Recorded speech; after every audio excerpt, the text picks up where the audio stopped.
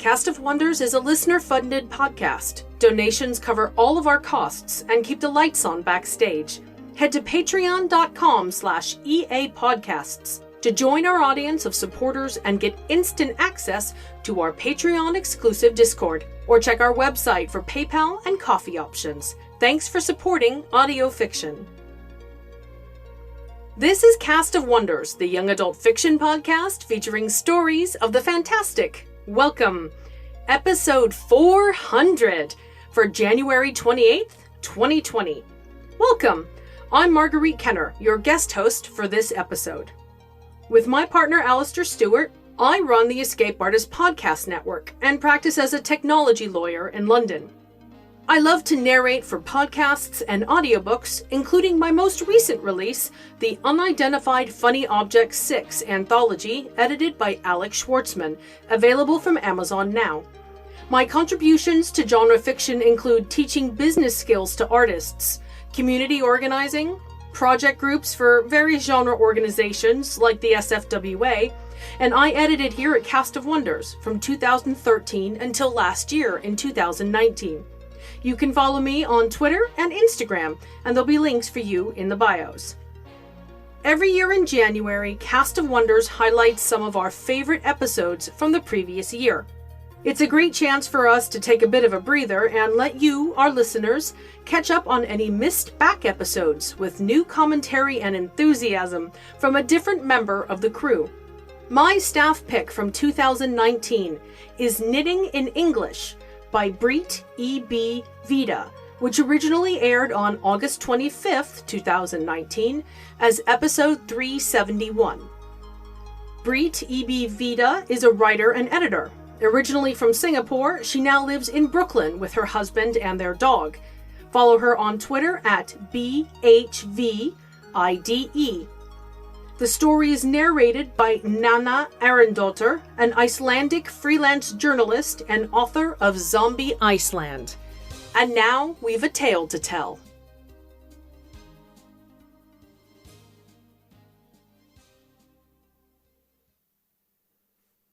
Knitting in English by Breet E.B. Vida. Looping the thread over her needle, Kari caught the sun in her knit. It was an old spell, warmth trapped in rows of neatly patterned wool to stave off the winter wind. The first spell her papa taught her, and the only one she knew. Ironically, the spell was supposed to be easier to cast here at the equator, but more useless for the same reason. The sun was strong enough. She let a long leg dip into the pool, imagining the chill of it as snow. At 14, she'd never seen the winter outside of movies. Above her, a gap in the tembuses and rain trees showed a clear blue sky with rain clouds off to the east. The cicadas chirped, their call vibrating against her skin, comforting as an old blanket. The rainforest was always full of noises, and silence didn't suit her. Kari bit her tongue and focused on the yarn in front of her. Knit, purl, knit, purl. She wasn't good enough yet to try anything more complicated than a seed pattern, still dropping stitches and backtracking to pick them up again. But it was a start. The wool had been hard to find. Why should anyone need it when the weather never dropped below 25 degrees Celsius? But her mom had driven her to 3 different stores until finally the shopkeeper had directed her toward the back, where a few dusty skeins were piled up under the cross-stitch patterns. The options were few, but she still deliberated over her choice. Her papa hadn't been a wealth of knowledge. He'd only really told her about the magic on accident over his evening glass of whiskey. But he'd mentioned something about blue for the warmth spell, so that's what she ended up with. You should have gone with a dark blue, Papa had said when she'd come back, looking the wool over. Light blue doesn't carry the sun as well. Better for love or money. But it'll still work? She asked, feeling stupid. He'd smiled. Yeah, it'll be fine, I promise. A mosquito buzzed near her head, and she pulled her hand away from her work to slap at it. She missed. Sweat dripped down her forehead and along her temples, between her new cleavage and into the small of her back. Usually she liked the heat, but now it made her hands sticky, and the wool scratched at her forearms and thighs where she held it in her lap. Frustrated, she adjusted her seat at the edge of the pool and yelped. The cement to either side had grown too hot to touch. "Perfect," she said under her breath, glaring at her work as if it were a naughty child. "Everything's hot except you." It had taken Papa a few days to get around to teaching her the basic concepts of knitting. And it was only with practice and the help of YouTube videos that she'd been able to get to a point where her eyebrows didn't scrunch together in concentration whenever she moved her needles. But it still wasn't true magic. It was just knitting. When she'd managed to pull a rough scarf together, she showed it to her Papa. He passed it back after a few seconds. "Flink," he said, turning back to his computer screen. "So you'll teach me now?" "Huh?" "The magic. You'll teach me now, right?" Sure. Vent lite. I need to get this done first." He wasn't finished until a few days later, his eyes tired from staring at spreadsheets, but he kept his promise. His fingers were as clumsy as her own as they sat outside together, under the bright sun, twisting their way through the yarn. He spoke in Norwegian, unspooling in English the words she hadn't learned yet, and trying to muddle his way through the untranslatable ones. She sat in rapt attention, listening to his voice and the sound of the monkey calls as he explained the way you pull light from the sun and trap it under your yarn. But that was the only spell he knew. The rest were lost to the holes in his memory. It had been so long since he'd had a need for them. Instead, he told her about the spells she'd missed, about how one filled your sails and another your coffers. He told her about how his sister tried to catch the stars in her yarn so they could read together under the blankets at night without their parents knowing, and how her grandmother used to know 4 different ways to knit luck. Stories like this somehow made her feel more distant from her father's country, as if she were watching it through a window or reading about it in a book. It was as if at any moment he might step through a portal back to that snowy magic country and leave her behind. There was magic in the rainforest, too, of course. She'd seen it in the way her friends at school rolled their words together to keep mosquitoes away, or dropped extra syllables into their sentences to bring good fortune when the lines at the taxi stands were too long. But no matter how hard she tried, no matter how well she'd imitated that beautiful lilting pattern of speech, she couldn't tap into it. It wasn't hers. This, in her hands, this was supposed to be the magic of her people. An unbroken line of inherited power, and she still sucked at it. Anger bubbled up in her stomach as she worked by the pool. Her fingers sore and her forearms rubbed raw. Maybe there was something that she'd lost in not growing up with her mysterious cousins and unknown aunts. Maybe her father had cut her off from that ley line by moving out here into the middle of nowhere. In the humidity, the wool had matted and frayed and was looking more and more like a small wet dog than the beginnings of anything magical. Her fingers moved faster, the metallic click of the needles beating like a metronome. She missed another stitch in her hurry and cursed under her breath. Cursing still felt strange on her lips, and a part of her felt guilty for doing it, even while no one was around. She let go of her needles for a second to flex her fingers. She'd been gripping them too tight, leaving red welts on her fingertips and making her bones ache. Another mosquito buzzed by her ear. She slapped at it. A blood-red smear appeared in her palm. How many stitches had she done so far? Was she on a knit or a purl? Had she put enough heat into the last one? Too much?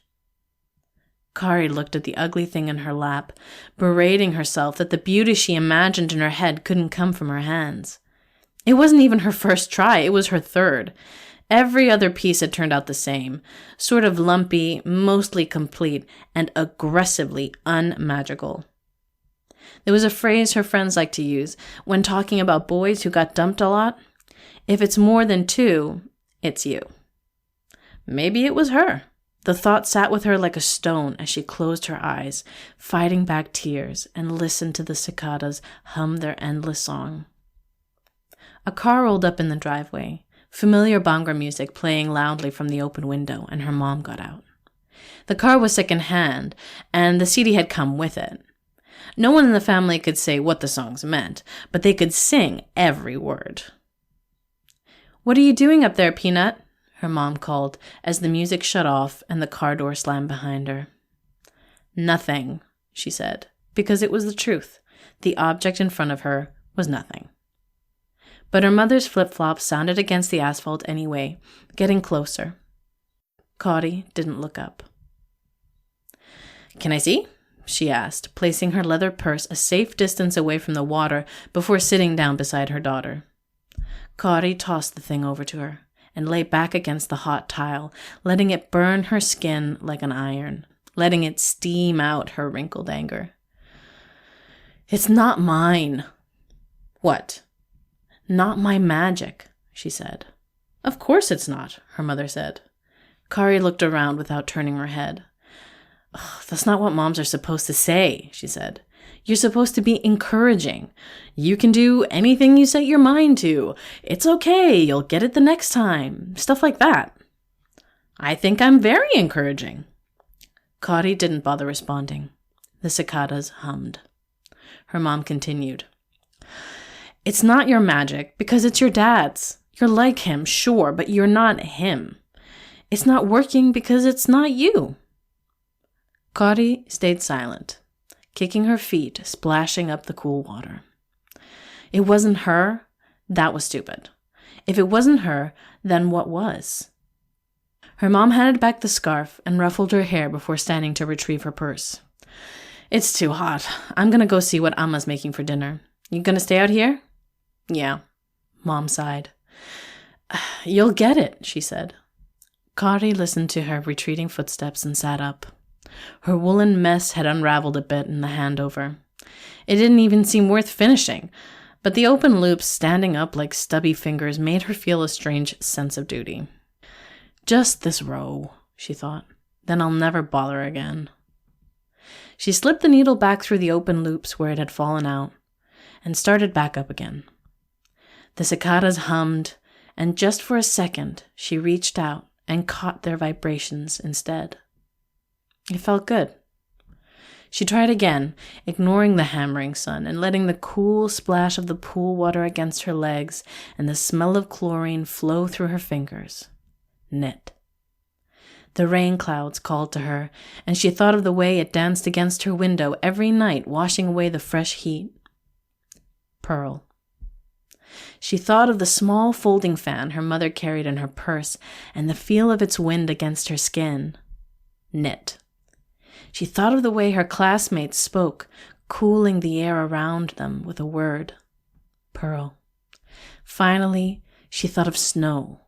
Not real snow, just the idea of it. Of the snow on TV and the white foam and bubble machines that filled every mall come December. Of the way her father changed the temperature on the aircon just a few degrees colder on Christmas Day and made them open their presents with sweaters on. She knit that memory into it as well. She tied the last row off just as a drop of rain fell on her head. It was still too short to wear as an actual scarf, more like a longish dish rag, and now it was starting to get wet besides. She sighed, knowing that she'd probably messed up the spell this time. Let the water have it, she thought. It's wet already anyway. She pushed the scarf into the pool and stood up. The rain had already gotten heavier, fat drops beating down on her arms and legs, and she jogged back towards the house. Before she'd gotten very far, behind her something cracked, violent and loud, like glass breaking. Startled, she turned, looking for the source of the noise. Her scarf floated in the center of the pool, and all around it from one edge of the pool to the other was ice. One of the many, many things I love about this story is how it uses knitting as a metaphor.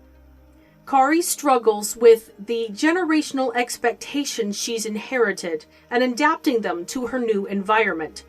For example, she complains about the humidity's effect on her project, on top of its reluctance to carry out magic, as she struggles to find her own unique way to combine tradition and the realities of her new day-to-day life. I hugely admire that. Not only the strong sense of self required, but the persistence of trial and error and patience and overcoming frustration that Kari goes through. I am a very poor knitter, and the thought of struggling with a sticky wool mass in humidity makes my hands tangibly itch. Knitting, for me at least, is associated with cold weather, with cozy days on the couch under a blanket, listening to an audiobook or a podcast while knitting keeps my hands warm. And there's one other knitting parallel I love in this story: the project being thrown in the pool. Skilled knitters, hi Nina, hi Lisa, soak their finished projects in water and then block them when they're done, which is when you lay them out or pin them to dry in their final shape. Kari's project, which is ultimately finding peace with her new home, has finished with her knitting. She knows it isn't perfect, but that's not the point. What comes next comes next. The process of living and adapting and changing doesn't magically come to an end at the last cast-off. The first day you don't get lost walking home, or that first time your new life doesn't feel strange. Finishing what you start can be a reward in and of itself, a type of conclusion, an ending for now. It works. It's enough. That crack of the ice in the pool tells Kari, well done. Time to take our new skills and move on to pick the next challenge. Join us again next week when we travel into the not-so-far future for episode 401.